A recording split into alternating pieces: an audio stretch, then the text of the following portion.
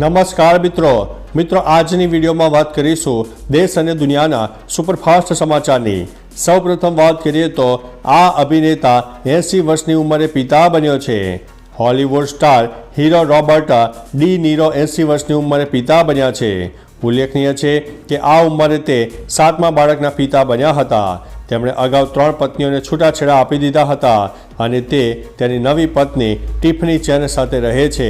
આ રોબર્ટનું 7મું બાળક છે। રોબર્ટના ચાહકો તેને અભિનંદન પાઠવી રહ્યા છે।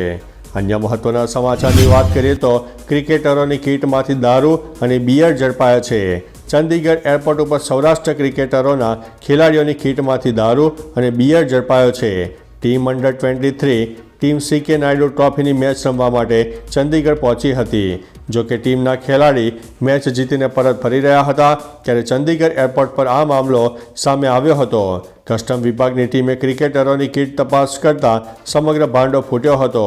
કીટમાંથી 27 બોટલ દારૂ અને 2 યુનિટ બિયર ઝડપાયો છે। અન્ય મહત્વના સમાચારની વાત કરીએ તો અંબાલાલ પટેલે જણાવ્યું છે કે 30 જાન્યુઆરી દરમિયાન માવઠું પડી શકે છે। દરિયાકાંઠાના વિસ્તારમાં ભારે વરસાદની સંભાવના છે। કેટલાક વિસ્તારોમાં પવન સાથે વરસાદની શક્યતા છે।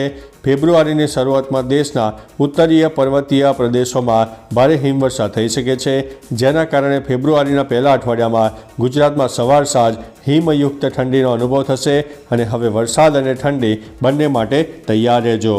તો ચાલો મિત્રો, ફરીથી દેશ અને દુનિયાના સુપરફાસ્ટ સમાચાર લઈને મળતા રહીશો। ત્યાં સુધી અમને રજા આપશો। નમસ્તે।